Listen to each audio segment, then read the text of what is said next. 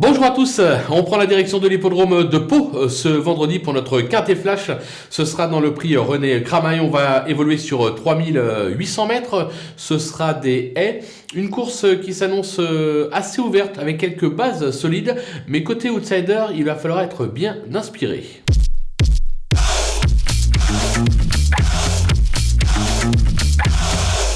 On attaque avec nos bases et le numéro 11, Dilly Lancer, qui affiche 100% de réussite sur les balais palois. Sa récente deuxième place sur le parcours derrière un certain Deo Gracias parle pour lui. Il vise tout simplement la victoire, surtout que l'entourage est très confiant.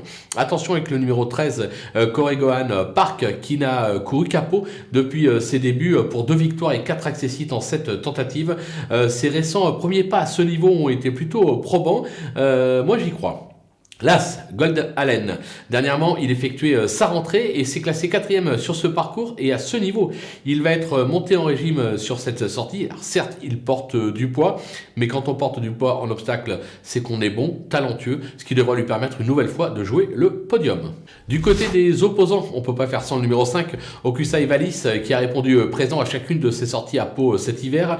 Certes, moi je le préfère un tout petit peu sur le steeple, mais le cheval est au top, il mérite un certain crédit. Le numéro 7, Boy Royal, qui vient de fournir une très belle valeur à ce niveau et sur ce parcours avec une 3e place à la clé.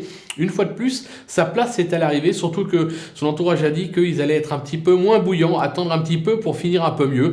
On peut lui faire confiance. Le numéro 12, Beauté Promise, on la connaît par cœur. Elle a gagné sur ce parcours à la mi-décembre. Elle s'est classée 3e de cette épreuve l'an dernier. Alors, elle n'aura probablement pas son terrain, mais en classe intrinsèque, difficile de l'écarter. Elle aussi peut jouer un bon rôle dans cette épreuve.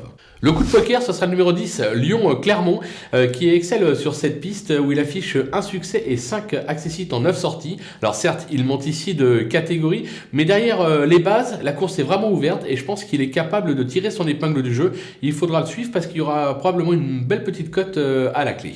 Les outsiders avec le numéro 16, Colin Gold, qui s'est bien comporté sur ce parcours dernièrement. Alors, il monte ici de catégorie, mais son petit poids devrait pouvoir l'aider. Je pense qu'il est barré pour la victoire, mais pour une petite place, attention. Le numéro 9, Brick, qui a conclu son meeting canois par un superbe succès. Il s'est classé 4e de cette épreuve l'an dernier sous 65,5 kg. Bon, voilà, une nouvelle place est possible. Maintenant, là aussi, je vous le dis, pour la victoire, je pense que c'est compliqué. Le numéro 14, Beautiful Secret, qui s'est classé 2e de cette épreuve, mais c'était en 2020. Depuis, il a surtout brillé en province. Il vient d'être arrêté sur le parcours, donc c'est pas rassurant. Maintenant, je me dis que s'il a un petit peu de mémoire, pourquoi pas se rappeler de 2020 et venir accrocher un lot. Et enfin, le 6, Selkior, ce vieux serviteur vient une nouvelle fois de s'imposer dans son jardin sur l'hippodrome de Cannes-sur-Mer. Alors, la donne change. Évidemment, sur l'hippodrome de Pau, c'est pas les mêmes parcours. À Cagnes, c'est parcours coulant. À Pau, c'est un parcours sélectif. Toutefois, vu la forme du cheval, on peut pas l'interdire pour un accessite. Les délaissés, on commence avec le 2, Seignon, irréprochable cet hiver sur la Riviera, ça se complique ici sur un parcours beaucoup plus sélectif, je suis pas persuadé qu'il puisse s'y adapter, il est chargé, raison pour laquelle je tente l'impasse. Et derrière, vous allez voir, pour une fois, c'est rare, mais il faut le préciser, les 4 chevaux qui suivent, ce sont les 4 chevaux qui ont été supplémentés pour l'occasion, et pourtant, je n'y crois pas. On commence par le 3, Capivari, ce fils du champion Yates, vient de se placer sur les de Pise, en Italie. Il est vieillissant et découvre Pau, qui ne devrait pas le servir, parce que c'est pas un parcours qui devrait lui plaire.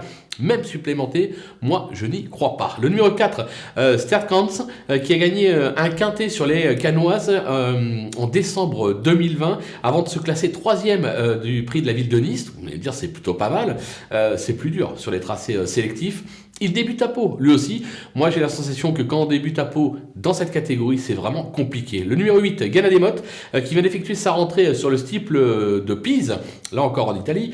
La donne change, bien évidemment, sur l'hippodrome de Pau. Et il risque de manquer encore de rythme. Il a juste une reprise de contact. On va attendre. Et enfin, le 15, Lord Dragon, qui n'a pas été en revue en compétition depuis un échec à ce niveau à Compiègne en octobre 2021. Il s'agit là d'une reprise de contact, donc lui aussi, on peut l'éliminer sans aucun regret. Voilà, on a fait le tour de cette belle épreuve. On va se quitter avec ma sélection et mes conseils de jeu. Et je vous donne rendez-vous dimanche pour le Grand Prix d'Amérique. Superbe événement, super quintet flash, les cracks en piste. Et à côté de ça, on vous offrira carrément un ticket flash sur chacune des épreuves de la réunion de dimanche à Vincennes. Il faudra être au rendez-vous. Et je vous conclue cette émission par un mot qui est devenu célèbre. À vous de jouer.